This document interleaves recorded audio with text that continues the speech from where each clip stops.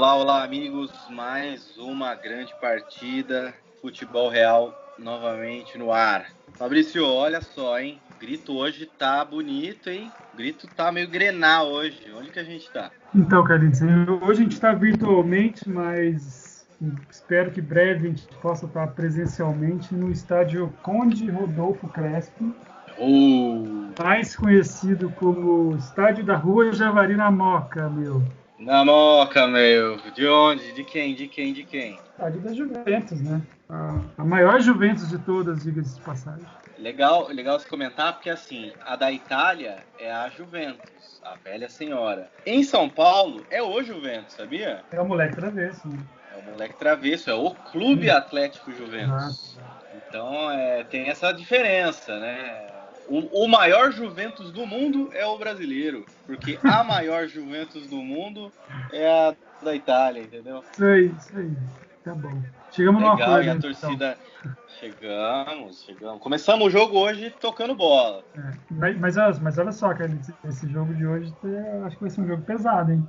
Vai ser Ah, bem pesado. pegado. É um jogo triste, né, Fabrício? Um jogo triste, na verdade, assim. Eu acho que além de ser pegado por causa, né, que a gente tem que manter o distanciamento, né, Fabrício? Hoje tem que ser lançamento. É chutão. Hoje é ligação direta, Fabrício. É lá da defesa pro ataque, entendeu? Porque não pode ter meio Só. campo.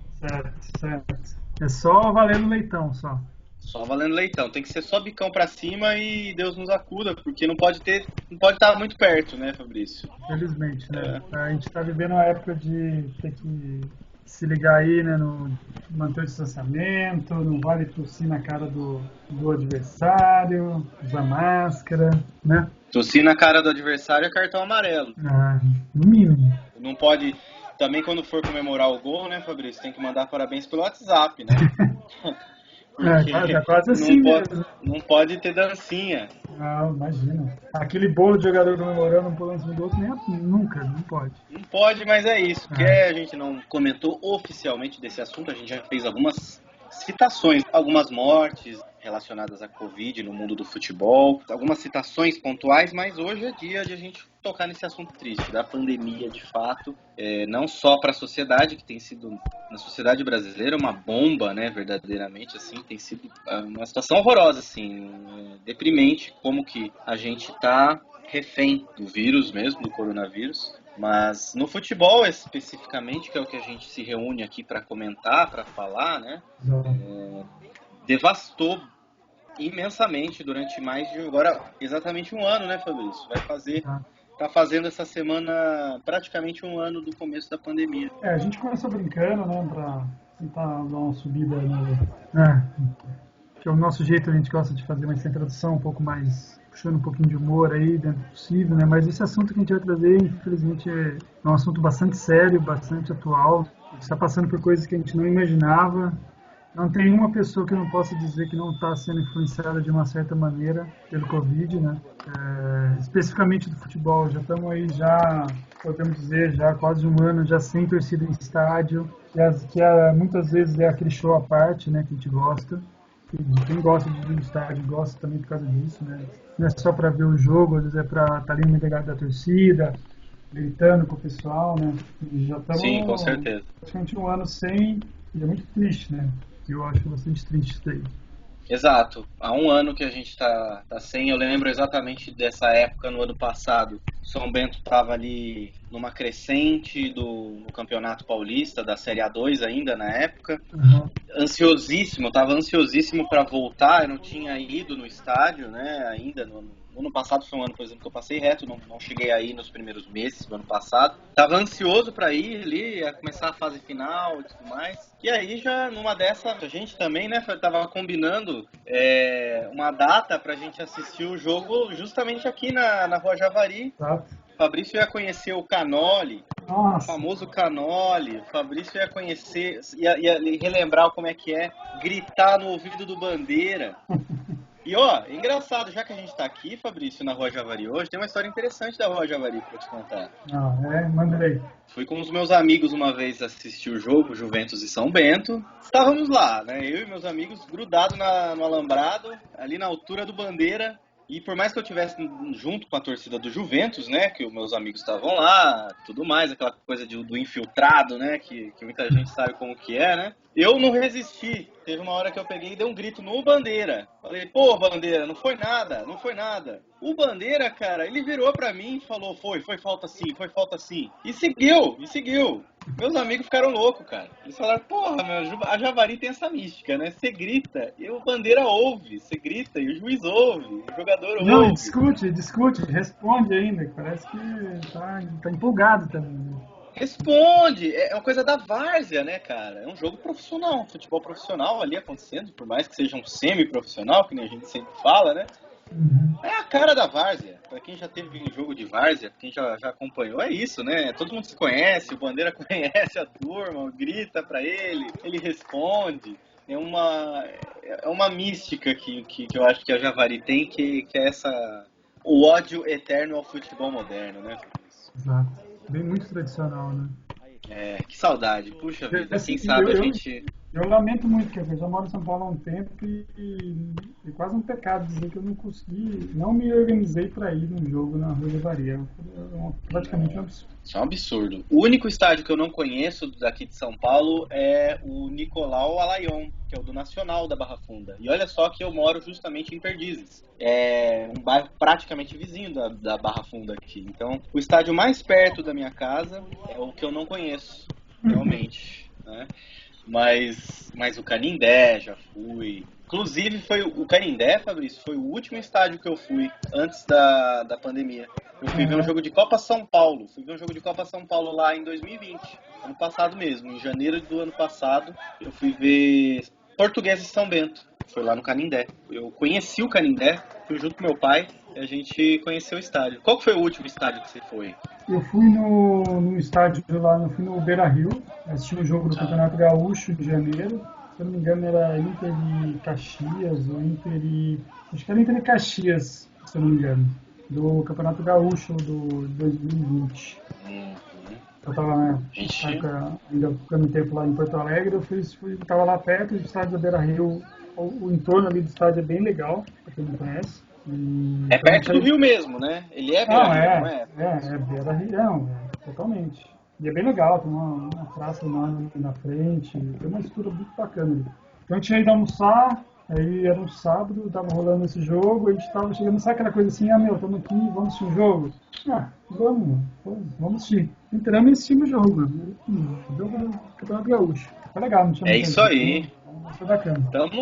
Estamos rodados, né, Fabrício? Esperamos voltar em breve para os estádios, porque a saudade é grande, mas em primeiro lugar, a gente aqui no Futebol Real defende a vida mesmo, né? Então, assim, primeiro a gente controla essa situação, a gente incentiva as pessoas, pede, né, para que elas levem essa pandemia a sério. Fiquem em casa na medida do possível, não abusa, né? Acho que trabalhar, muita gente tem que trabalhar, tem que sair, tem que tentar, mas pelo menos dá uma seguradinha para que a gente saia dessa logo. Exato.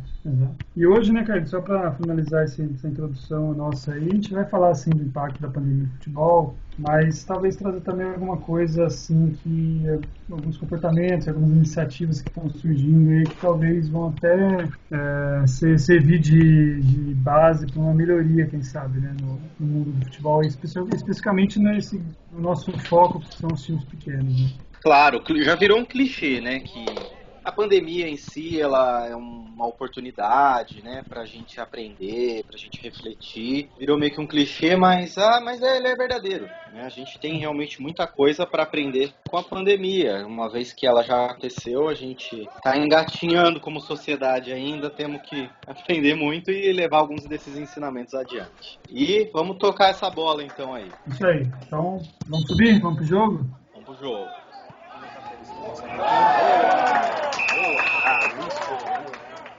Um ano, então, que a gente está vivendo essa pandemia do coronavírus. A gente, um ano depois, está voltando a viver exatamente o que a gente viveu ano passado, né? Os estaduais de novo parando. Futebol sendo um reflexo da sociedade. A gente está, talvez, vivendo o pior momento da pandemia Não sei o que você acha, mas para mim acho que mais do que justo que os jogadores também tenham suas integridades físicas resguardadas no momento. Por mais que seja bastante frustrante pra gente que é torcedor, esperou tanto tempo, né, o futebol. Nós, torcedores de time pequeno, principalmente, os estaduais, né, que é o que a gente gosta. Mas é muito triste botar a vida do jogador em risco também, né, porque quanta gente contaminada nessa volta também, né. Sim, Carlitos, para todo mundo é difícil, né? Para todo mundo que trabalha, precisa trabalhar, é uma situação complicada. O ideal realmente se fosse possível, parar tudo, né? Ficar todo mundo em casa, mas assim, tem funções que são essenciais. Talvez o futebol, nesse caso, não seja realmente, apesar de ser um lazer, né? O lazer fazer parte das necessidades das pessoas, mas não se pode ficar colocando em risco, né? Só que tem problemas, né? Isso acarreta em problemas porque nós vamos falar mais para frente, mas nós estamos falando especificamente aqui de uma coisa que é o futebol, que nem nos níveis mais profissionais, nos níveis mais altos, se tem um nível de organização que consiga se passar por uma situação dessa e com o mínimo de impacto, né? Os times também sofrem, a gente vai trazer mais uns dados aí para frente. O que eu acho, cara, é assim, realmente, colocar as pessoas em risco não é interessante. Você pode ter o máximo de cuidado possível, mas o vírus está aí, os jogadores vira e mexe estão acontecendo casos. Tem um caso aí, né, já antecipando, né, o Corinthians, por exemplo. O Corinthians voltou a ter em 2021 um surto de casos aí, sabe, um ano depois, com todos os cuidados, com todos os protocolos, né, com todo o suposto controle que se faz. E nós estamos falando de um time estruturado, hein? E Fabrício, o que acontece também, assim, tem a questão do protocolo. Eu não duvido do protocolo. Eu acho que muita gente muitos clubes tendem a seguir protocolos, etc. Mas, cara, é natural, um ano depois, muitas vezes até jogadores que já foram contaminados, né, já voltaram do próprio coronavírus, né, se curaram, né, vamos dizer assim. É natural que haja um relaxamento também, né, assim, que muitas vezes o time inteiro, o time já passou por uma onda enorme de Covid e talvez ache que agora já está livre, né, e muitas vezes não é o caso. Uma doença que ainda ninguém sabe ao certo. Você pegou uma vez está protegido, ou se por quanto tempo, as variantes, se as novas cepas, né, exato. Então assim, a gente não tem nenhuma base. Existe um relaxamento natural também, de todo mundo, não é só dos clubes, não são só dos jogadores. Eu acho que o cuidado que a gente tinha em março do ano passado, talvez fosse maior do que o cuidado que a gente tem agora. O medo que se tinha em março do ano passado, talvez seja maior do que agora. E é um reflexo inverso do que a gente deveria estar tendo agora. Porque tá pior, muito, muito pior do que estava em março do ano passado. Março do ano passado estava começando. E março desse ano a gente está tendo números aí assustadores. Mas assim, né, Carlos, olha só, o março do ano passado, isso é fato, todo mundo não tinha uma visão clara do que era aquilo, o que era a pandemia, o que era coronavírus, qual vai ser o impacto, vai ser controlado, não vai, vai durar quanto tempo. Então, tinha N questionamentos, né, rolando. E aí, acontece, vai se passando, piora, depois ocorreu uma melhora, que é aquela famosa, teve a primeira onda, subiu, começou a cair, depois começou a subir agora no final do ano, por causa de festas, enfim, e agora já está nesse momento pior. O que aconteceu também de lá para cá? A gente começou a surgir vacina, né, as pessoas, claro, longe de ser na velocidade do jeito que a gente gostaria, mas de uma certa maneira ou outra tá rolando vacina, tá começando pelos grupos prioritários. As pessoas começam a ver isso, elas começam a ter agora, em vez de ser só um lado negativo, nossa, é um Covid, é uma pandemia, do que se trata, gente morrendo e tal. Você continua tendo isso com uma escala um pouco maior, porém você também tem o outro lado. Agora tem vacina vindo, foi desenvolvida a vacina. Não estou defendendo, a gente não está defendendo nenhum lado político, pelo amor de Deus, né, Carlitos? Eu estou falando o fato do que aconteceu. Foram atrás e conseguiram as vacinas. As vacinas estão vindo, longe de ser na velocidade que a gente queria, mas estão vindo. Então as pessoas começam a ver, então, daqui a pouco vai chegar no meu tempo, e dá essa relaxada mesmo, infelizmente. E isso até, Fabrício, até o nosso ponto aqui que a gente traz sobre os times pequenos que a gente torce, a gente vive um pouco mais. Para mim, futebol em geral, ele não tem metade da graça sem torcida, sem você ver a emoção que o futebol gera, a emoção de um gol gera.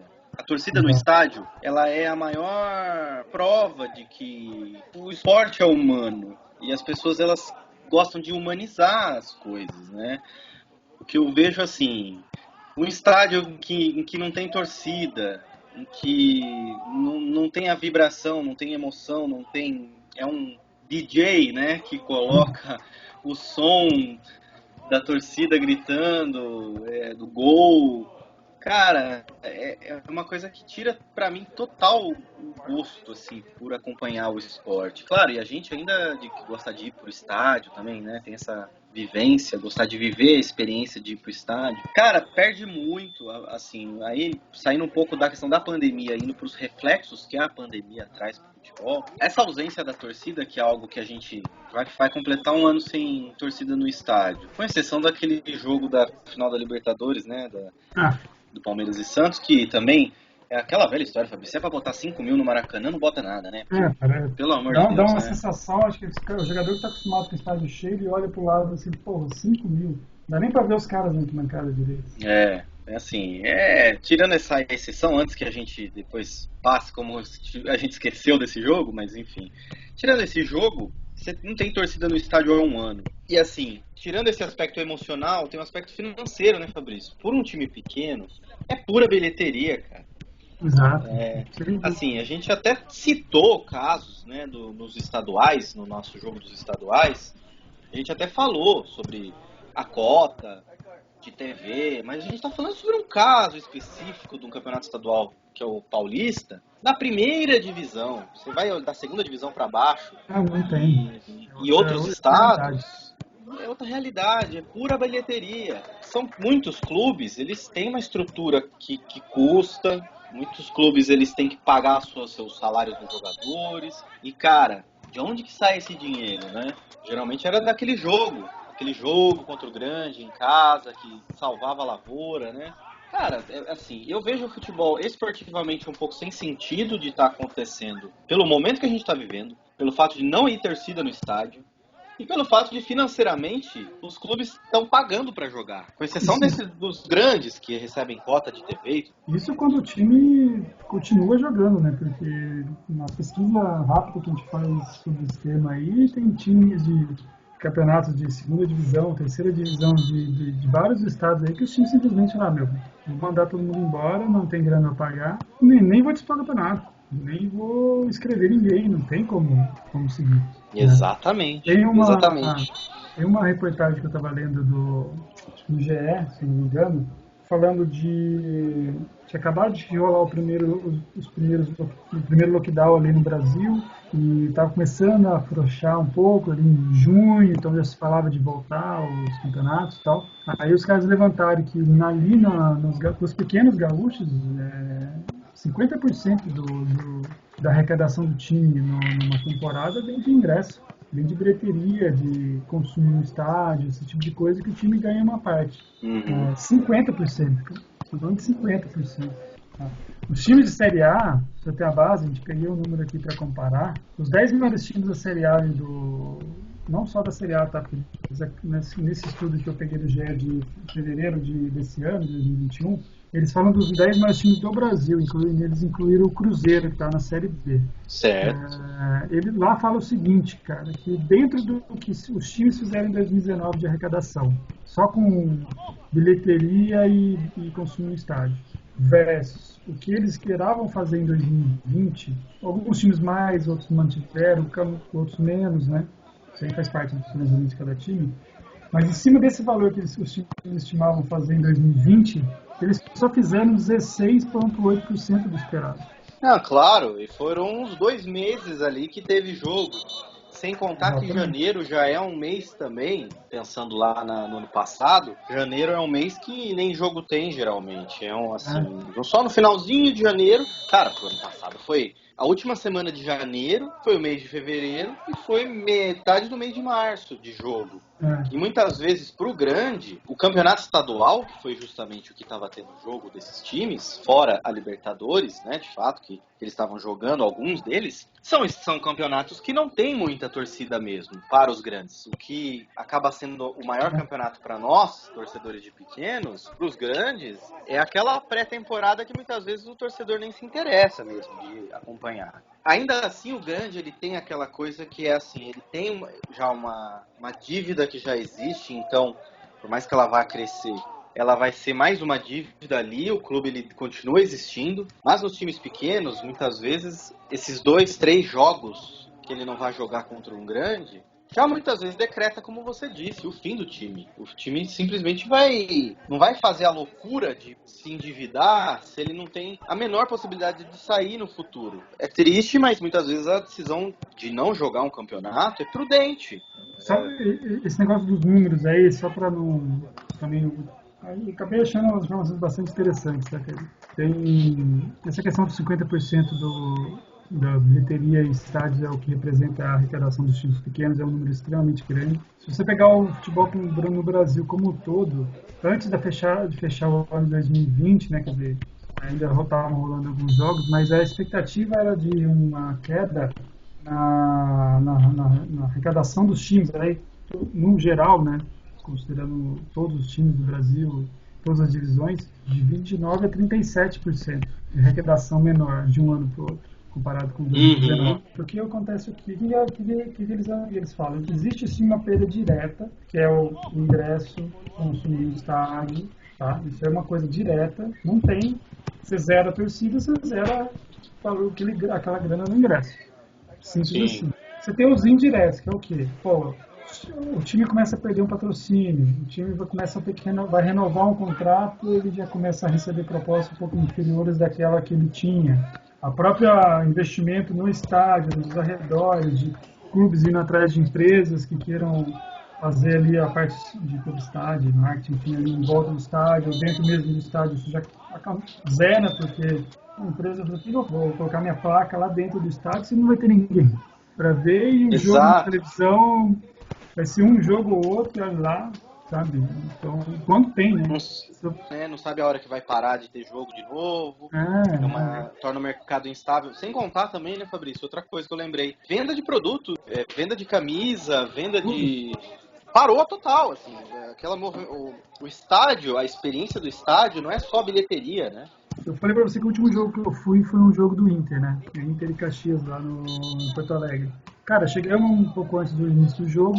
Você vai aonde? Você vai na loja do time, certo? E olha, a gente nem é torcedor, nem era... quem tava ali comigo, não tinha nenhum torcedor do Inter. Mas, cara, você vai na loja.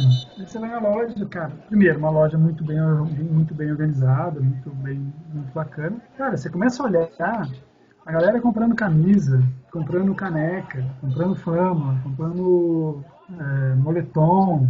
Assim, cara, e o estádio não estava cheio, mas a loja estava lotada. Então, pensa quanto que isso não deixou de acontecer para os times que tem essa estrutura, né? Vou dar o exemplo do Pouso Alegre mesmo.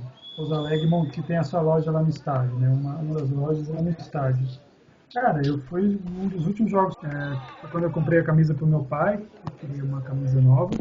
Cara, a loja estava abarrotada de gente. Então, assim, aquela receita ali é direto do clube, né?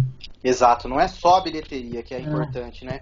Porque se você pega essa conta que você trouxe, que 50% da bilheteria, que é a renda de um time pequeno, imagina só o quanto que isso se torna quando se transforma, além disso, na não venda de materiais esportivos do time, na não venda de objetos relacionados ao clube. Além disso também, Fabrício, outro fator que eu acho que é interessante para o time pequeno também já se tornou sócio torcedor, né? Exato. Tanta gente que financia o clube, ajuda a financiar o clube pelo sócio torcedor, no caso dos clubes que tem essa coisa. Gente, no momento que a gente está vivendo até hoje de dificuldade financeira, dificuldade econômica, natural, o sócio torcedor de muitos clubes já ficou para trás, muita gente parou de pagar, não tem condição de pagar.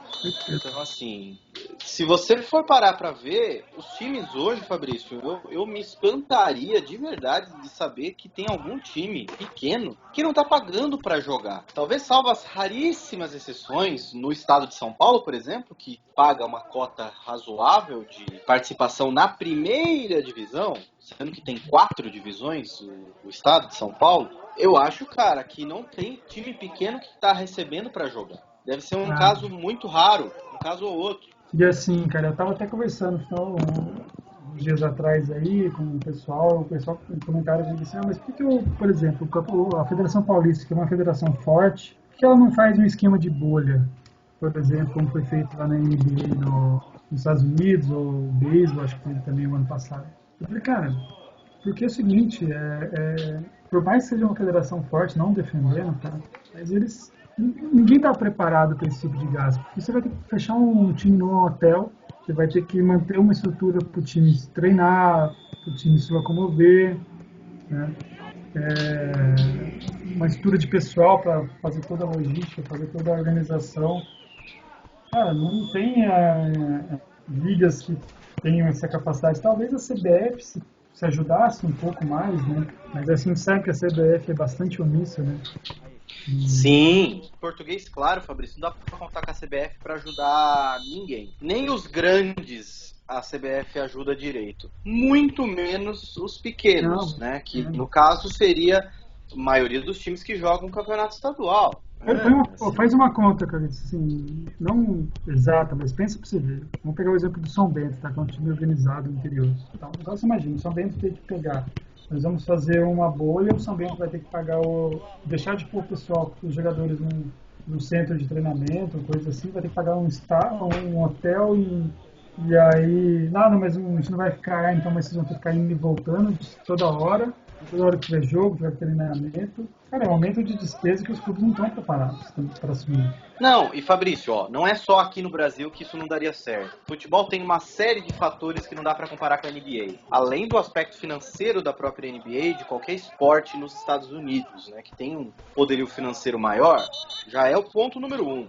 Mas, Fabrício, futebol, diferente da NBA, é um esporte que você precisa ter um intervalo entre as partidas muito maior. Exato.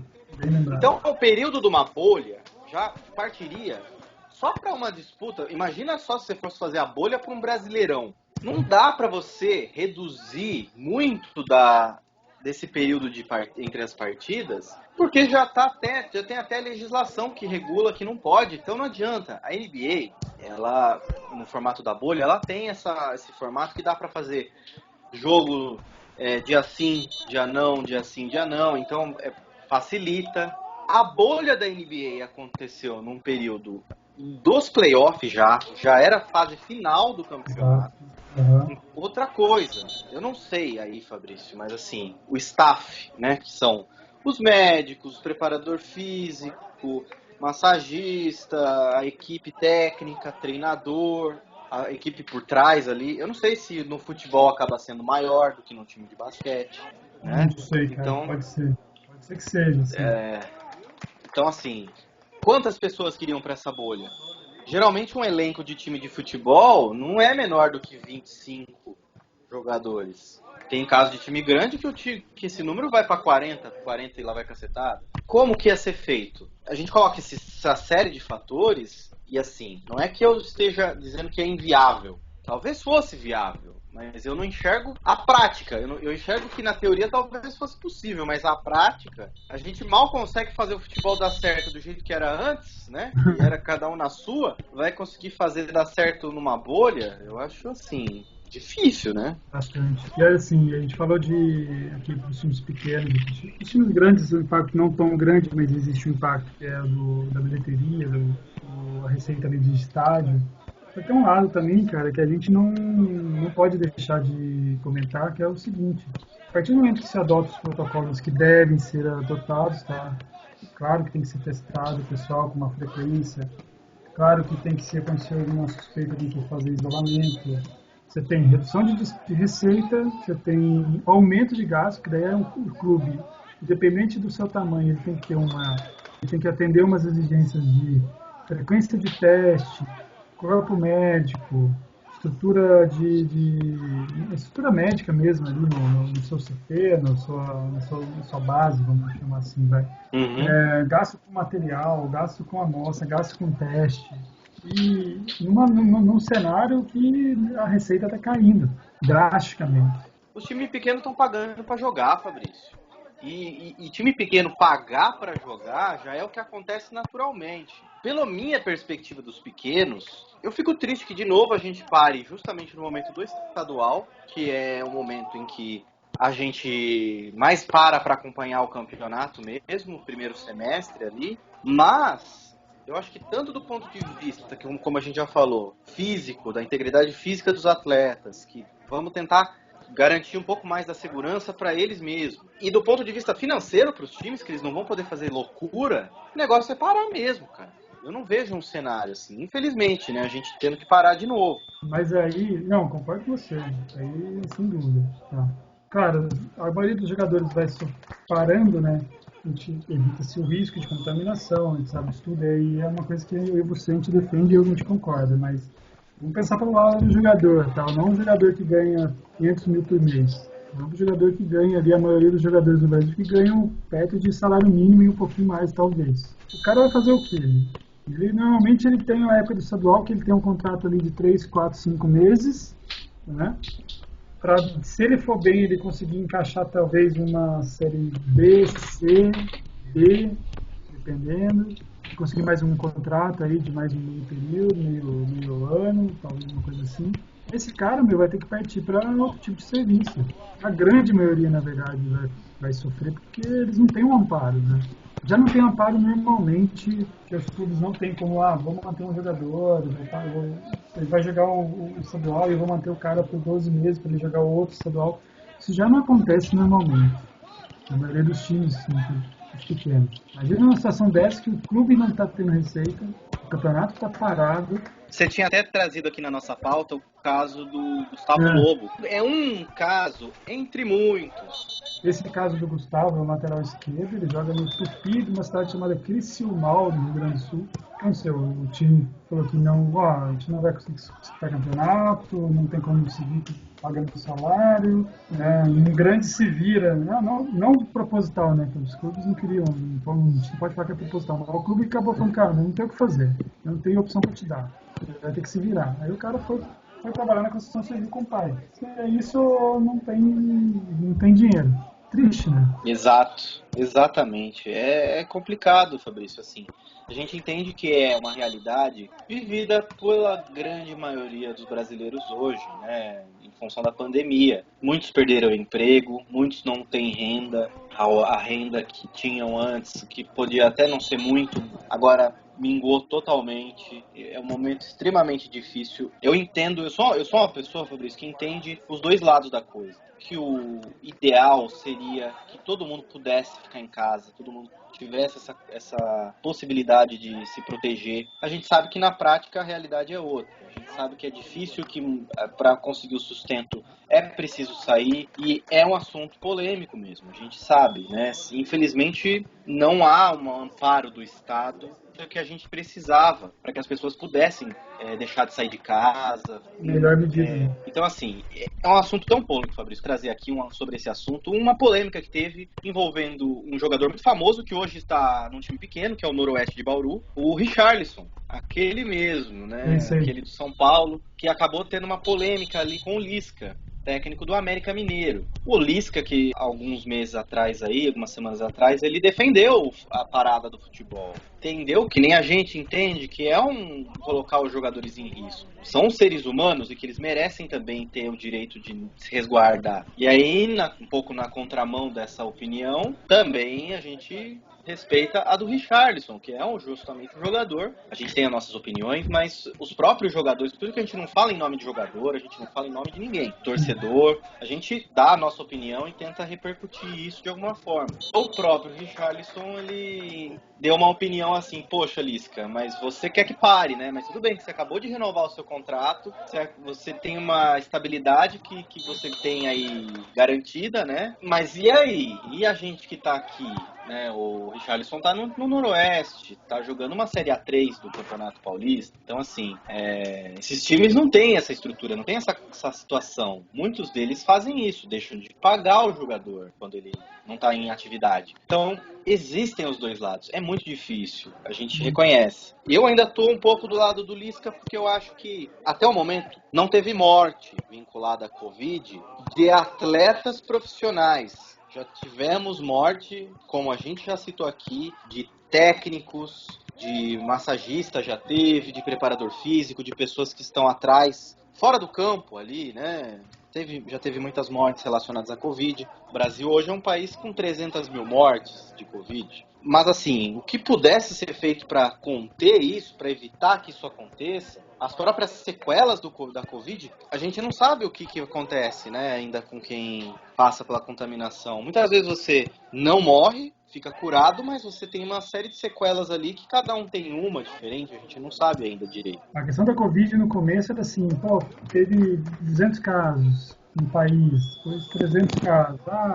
Você conhece alguém? Não, mas não conheço ninguém e tal. Hoje, todo mundo conhece alguém, mais de uma pessoa que teve. Todo mundo já conhece, muito provavelmente, infelizmente, todo mundo conhece pelo menos alguma pessoa que já morreu, ou que está com uma sequela bem séria.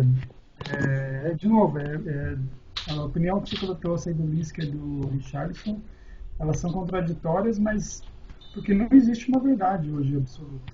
É o que existe hoje muito, né, Fabrício? Extrapolando um pouco a discussão do futebol, é a tal da polarização. Até usando um termo de futebol, o problema é muitas vezes você vai defender que a sua visão ela é correta por A mais B. O problema é que a forma como tem se discutido isso não leva a lugar nenhum, que vira uma grande briga que ninguém está mais disposto a ouvir o outro lado. Estamos falando de Covid, mas isso é praticamente tudo hoje em dia, né?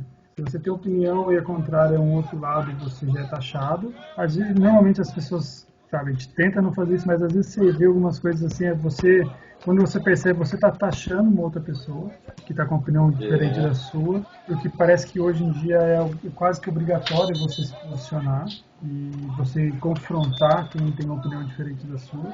Virou uma guerra e geralmente na guerra nenhum lado acaba sendo verdadeiramente vencedor, né? Porque uma guerra ela é uma ocasião que destrói, ela não é uma ocasião de construção, infelizmente. Mas olha só, Carlitos, eu queria trazer uma outra parte agora da nossa conversa.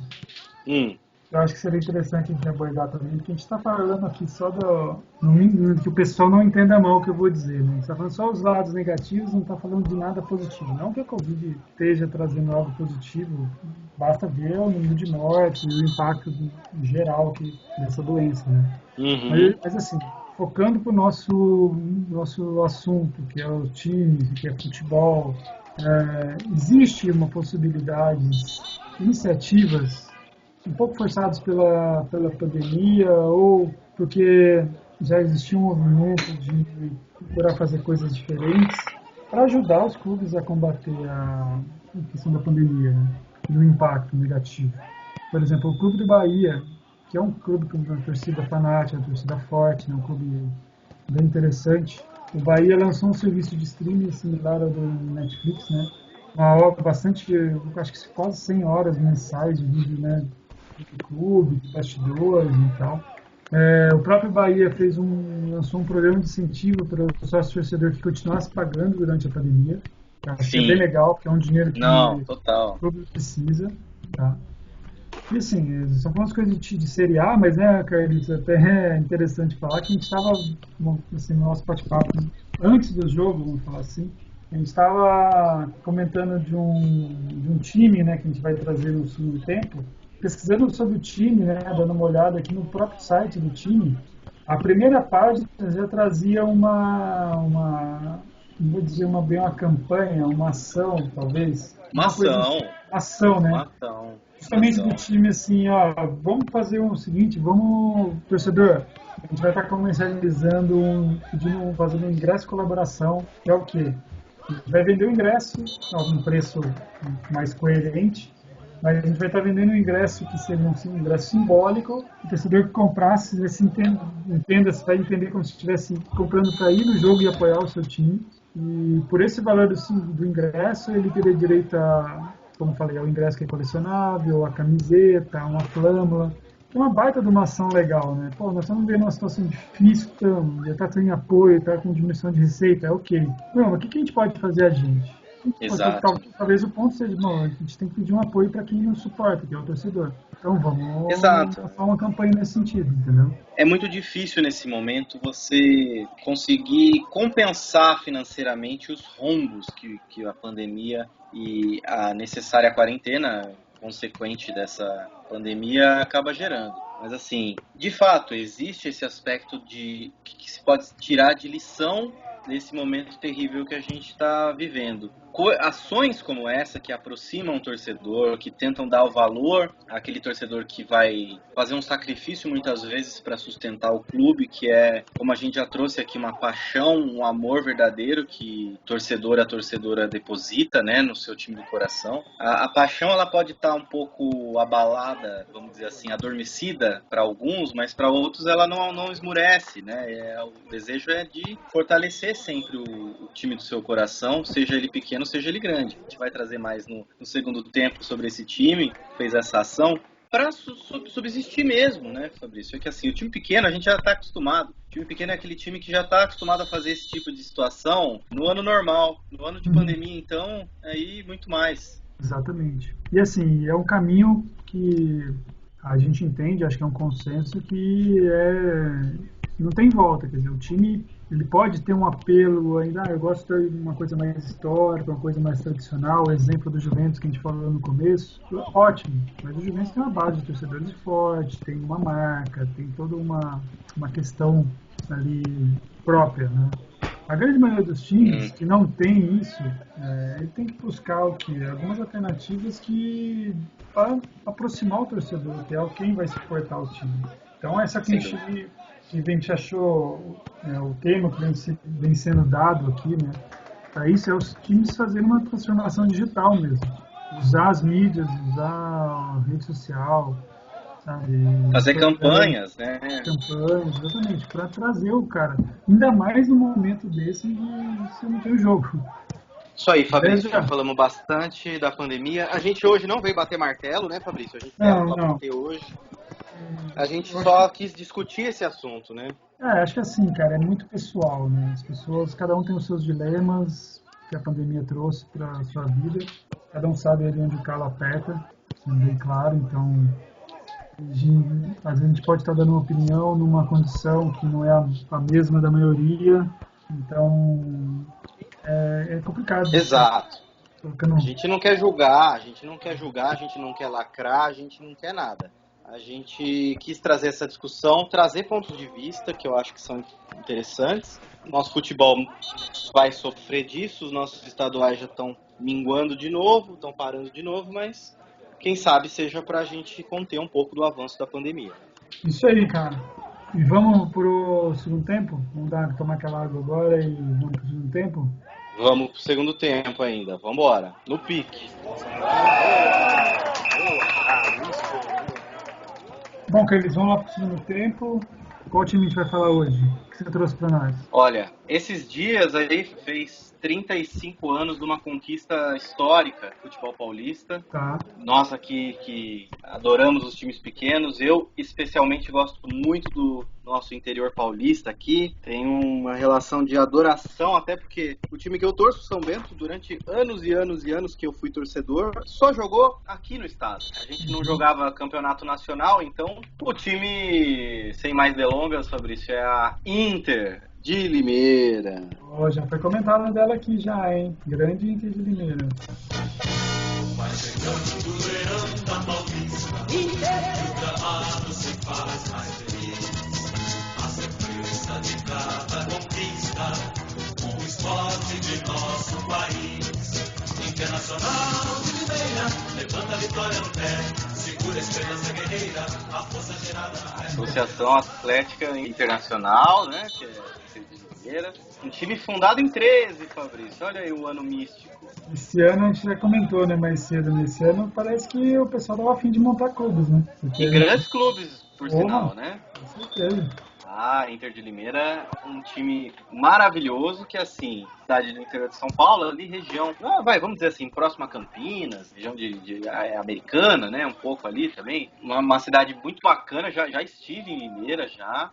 Bacana. E o estádio, o Major José Levi Sobrinho, também um estádio muito bonito, estádio próprio, muito bacana também. Inter de Limeira, Fabrício, como eu já disse, 35 anos aí da conquista, primeiro time do interior de São Paulo que levou o Paulistão, cara. Nossa, 1986. 86, exatamente. Foi em 86 contra o Palmeiras. O Palmeiras que também vinha de uma longa expectativa de título, um jejum. E aí era uma época que estava ali muito São Paulo, campeão dos anos 80 ali, o próprio Corinthians também. O Palmeiras vinha de uma sequinha ali de alguns anos e aí, cara, veio na final, né? A final Inter e Palmeiras, que fui atrás da história, e esses dois jogos, na verdade, foram fascinantes, assim, que inclusive há pouco tempo atrás aí teve uma matéria na Sport TV, se eu não me engano, com relatos de palmeirenses a respeito desse jogo. Foi um viés meio palmeirense. Foram 2 jogos no Morumbi, então, assim, de certa forma, tinham armado meio que um cenário, assim, pro Palmeiras ganhar, né? Porque tinham tirado o mando de campo da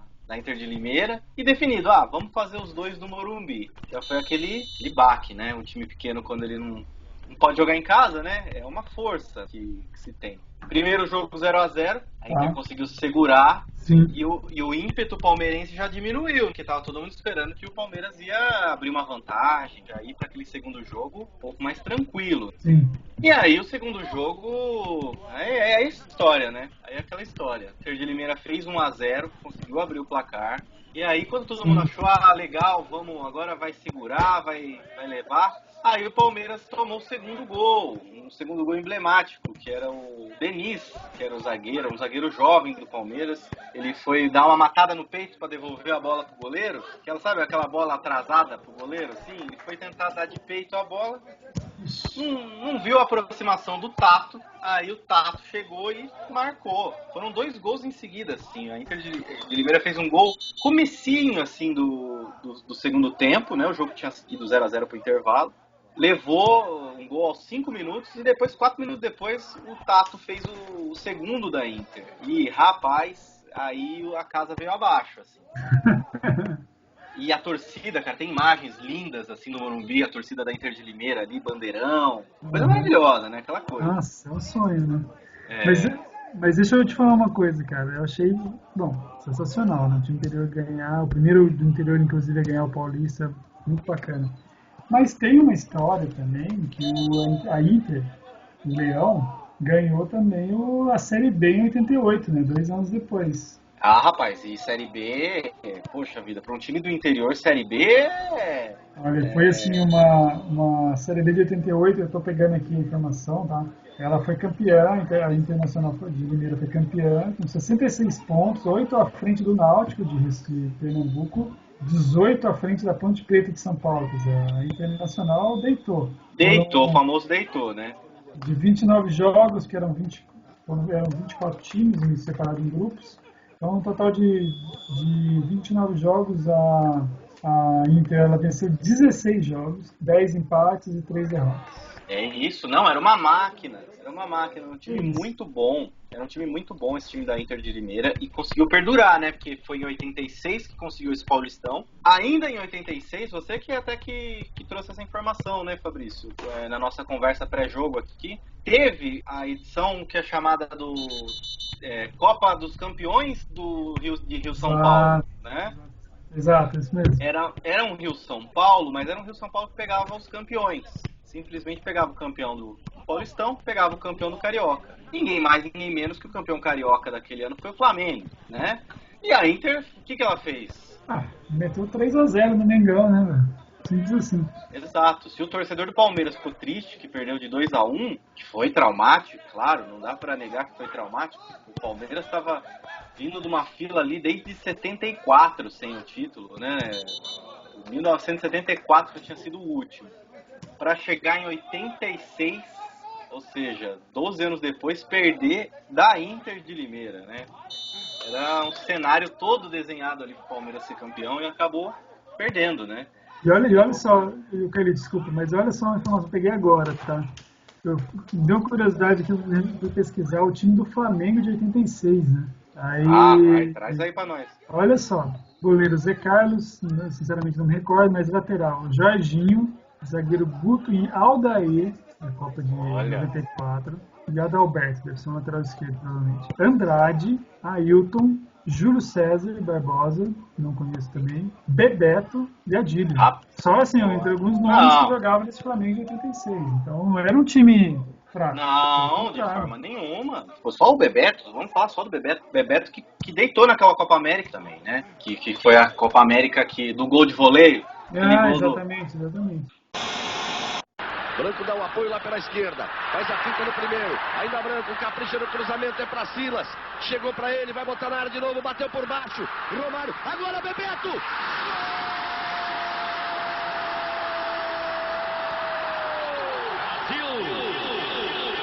Golaço de Bebeto!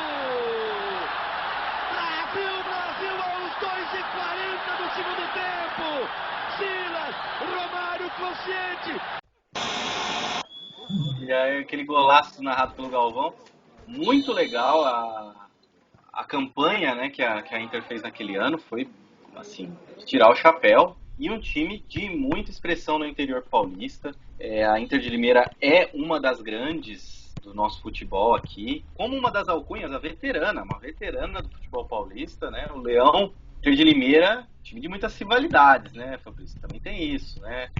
Privilégio um torcedor de time pequeno do interior, São Paulo, que é o clássico contra o time da própria cidade, que é o clássico, no caso da Inter de Limeira, com o Independente de Limeira lá também, que é um time um pouquinho mais novo, mas mesmo assim um time tradicional também, acho que é dos anos 40, eu não lembro exatamente de que ano, mas é dos anos 40 ali, um time também que tem seu estádio próprio, uma cidade que respira futebol. É muito bacana, assim, quem conhece Limeira. E é legal, né, Fabrício? Você que também trouxe essa informação aqui no antes do jogo, que o derby de Limeira, ele tem 2 nomes, né? Então, isso é sensacional, cara. Isso é umas coisas assim, eu acho que a criatividade do pessoal é muita.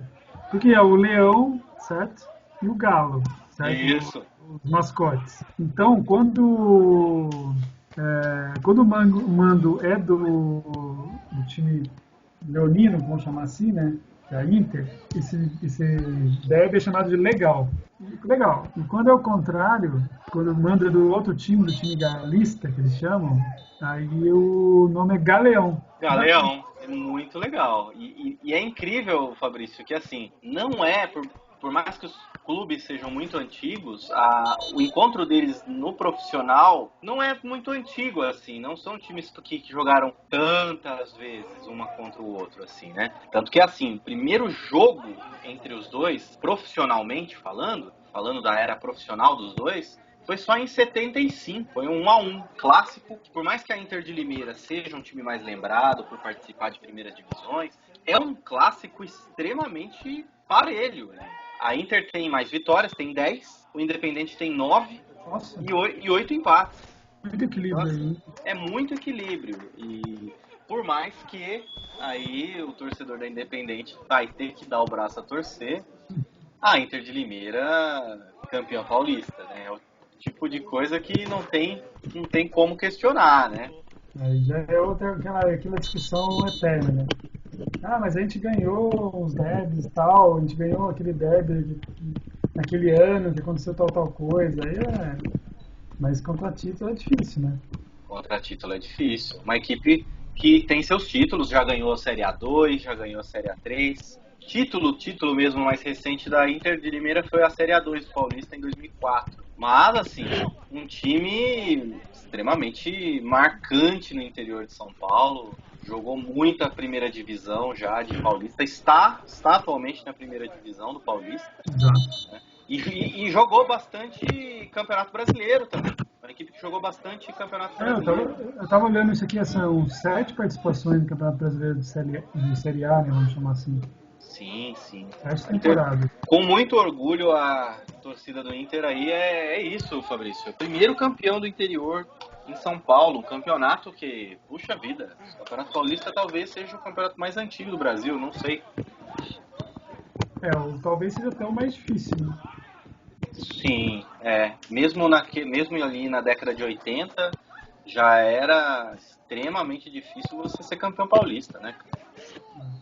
Campeonato de 1902, campeonato de 1902, primeira edição, foi ter o seu primeiro campeão do interior em 86. História muito gostosa. Por isso que a gente gosta do estadual, né? Que sempre tem uma história interessante, né? Uma coisa que aconteceu. Muito bacana. É isso aí, Inter de Limeira. Bela escolha, hein, Carlitos? Não, e legal, a gente no fim não comentou, né, Fabrício? Que a Inter de Limeira é o time que fez essa campanha, essa ação. Verdade. Que a gente comentou no primeiro tempo aí do ingresso colaboração. Tem ali na página principal da Inter de Limeira, quem quiser ver isso, tá lá no interdelimeira.com.br. Essa campanha, você ganha uma camisa do time, a flâmula que o Fabrício comentou, e 6 ingressos, que seriam os 6 mandos de campo da Inter de Limeira nesse Campeonato Paulista, que fatalmente não vai ter público nenhum desses jogos, mas é ali uma memória para você ter, né, uma coleção. A gente que é torcedor adora uma coleção, né? Eu, por exemplo, Fabrício, só para não deixar de citar o São Bento, eu que há muitos anos não fazia álbum de figurinha, cara. E os 2 anos que o São Bento jogou Série B do Brasileiro, eu fiz o álbum de figurinha. Que tenha lá o São Bento no álbum de figurinha. É uma memória, né? A gente talvez nunca mais volte para uma Série B de Brasileiro, então, pelo menos guardado tá lá. Bom, muito bom. Isso é legal. Fiz muito antigamente, eu fui voltar a fazer um álbum, acho que talvez na Copa de 2014 e na Copa de 2018. É legal esse teu álbum. Boa lembrança.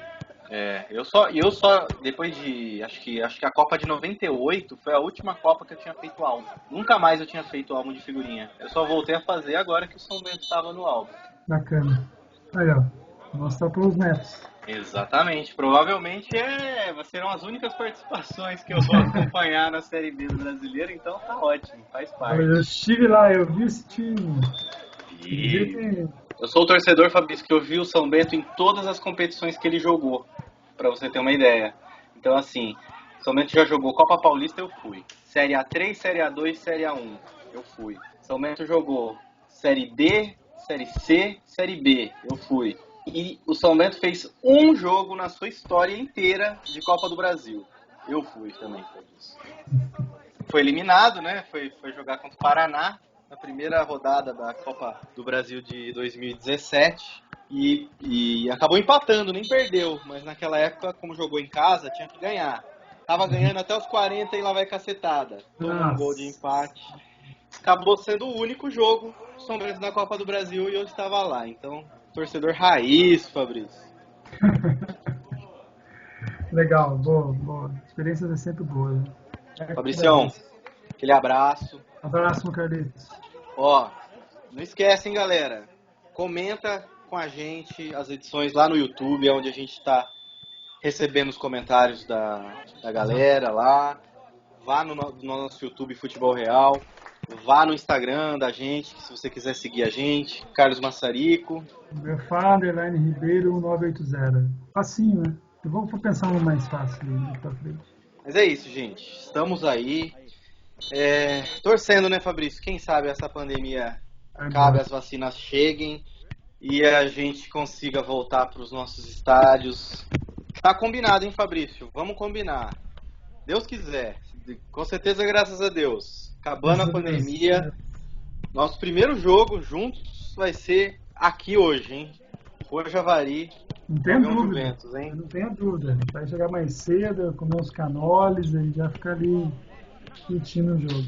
Tem que chegar cedo, porque se você esperar o intervalo, você não vê o segundo tempo, cara. A fila do canole fica grande, bicho. É nóis. Tamo junto, galera aí. Valeu, abraço. Fabrício.